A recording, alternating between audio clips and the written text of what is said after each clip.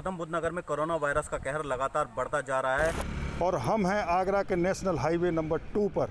नवाबों के शहर लखनऊ की बात करें तो यहाँ पर पॉजिटिव केसों की संख्या बढ़कर अब 208 हो गई है। मेरठ में कोरोना पॉजिटिव से मरने वालों की संख्या में इजाफा हुआ है।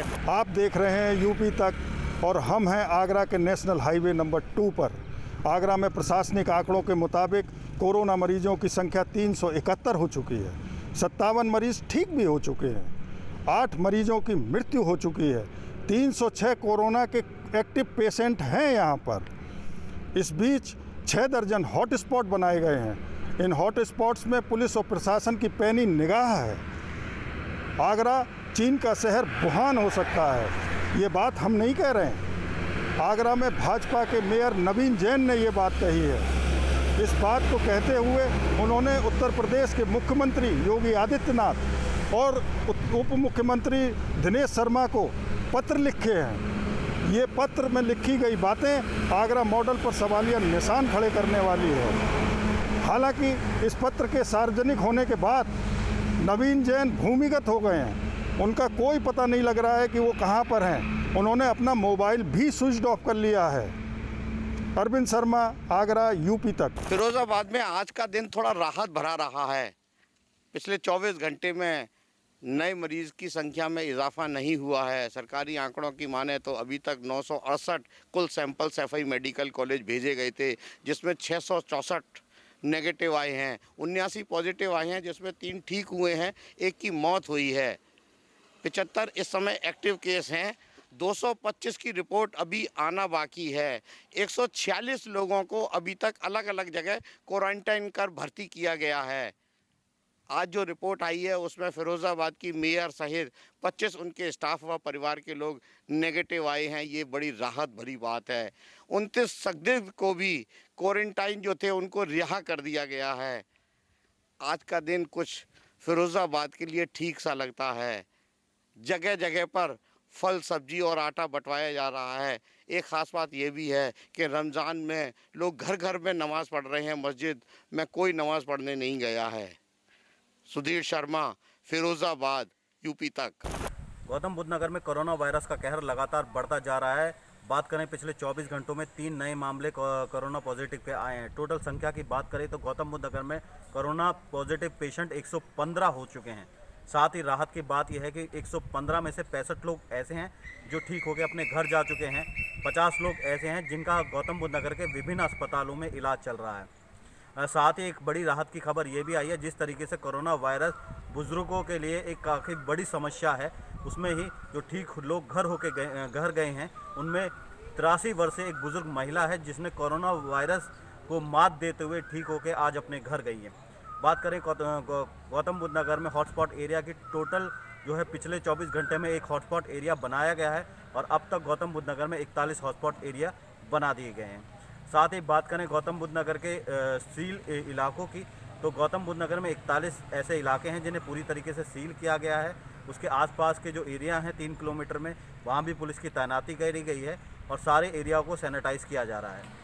गौतम बुद्ध नगर से भूपेंद्र चौधरी, यूपी तक। गाजियाबाद में कोरोना संक्रमित मरीजों की संख्या में लगातार इजाफा हो रहा है। गाजियाबाद में एक और महिला कोरोना संक्रमित पाई गई है। इसी के साथ गाजियाबाद में कोरोना संक्रमित लोगों की संख्या बढ़कर 54 हो गई है।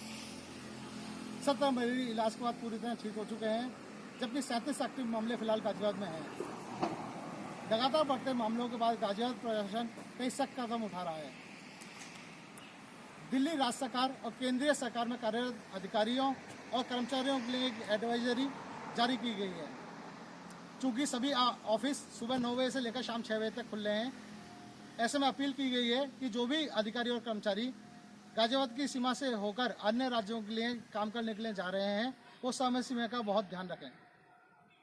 सुबह जाने वाले सभी अधिकारी और कर्मचारी सुबह 9 बजे से पहले गाजियाबाद की सीमा से निकल जाएं, जबकि शाम आते समय शाम 6 बजे के बाद ही गाजियाबाद की सीमा में प्रवेश करें। वही नोडल अधिकारी भी गाजियाबाद पहुंच चुके हैं और एक्टिव नजर आ रहे हैं।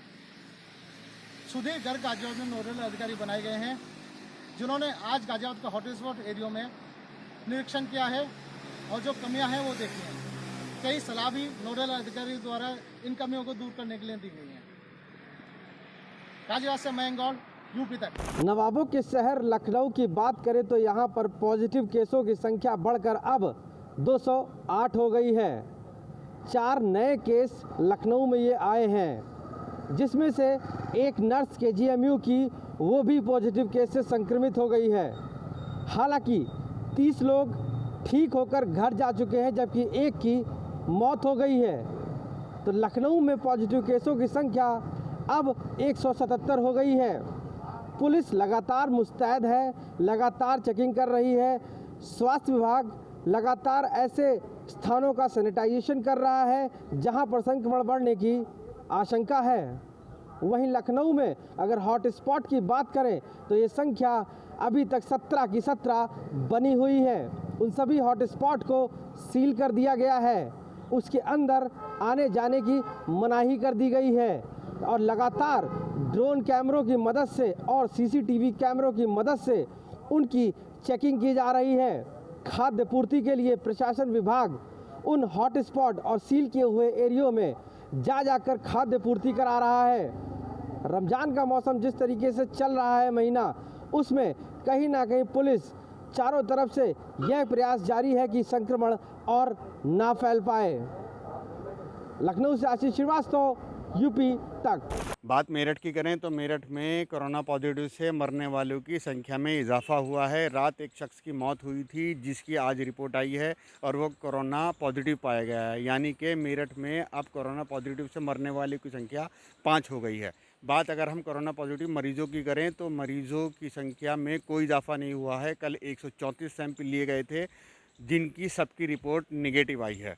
बात हम हॉटस्पॉट्स की करें तो मेरठ में कल भी 20 हॉटस्पॉट्स थे और आज भी 20 हॉटस्पॉट्स हैं। सबसे बड़ी चीज़ ये है कि मेरठ की स्वास्थ्य विभाग की टीम अब उन लोगों के जिनकी मौत हुई है और जिसकी कल मौत हुई है, उसकी पूरी कड़ी तलाशने में लगी है कि आखिर उस तक कोरोना कैसे पहुंचा।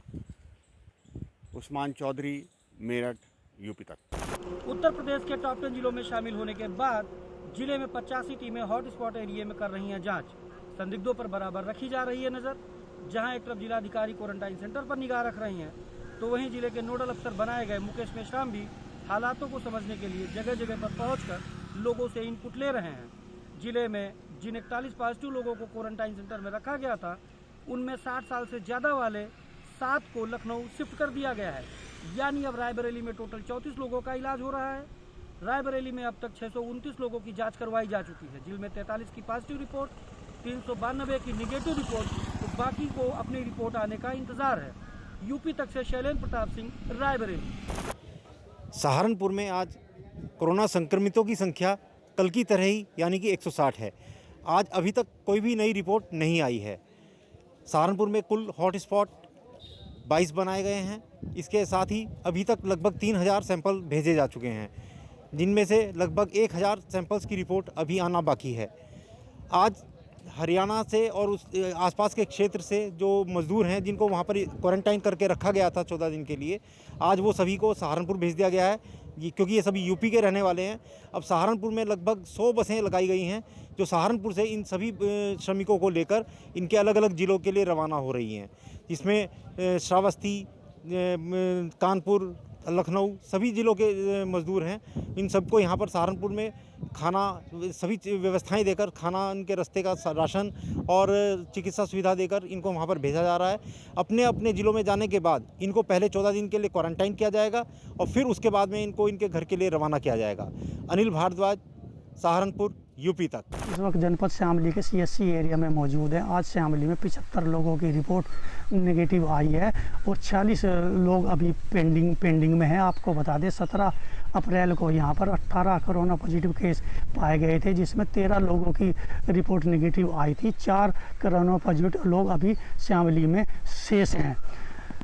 यहाँ पर प्रशासन अपना पूरी मुस्तैदी के साथ लगा हुआ है। शामली में किसी भी वाहन की आवाजाही पर रोक है और 3 घंटे की लगातार शामली में छूट दिए जा रहे हैं। सब लोग अपना जो सामान खरीद सकें।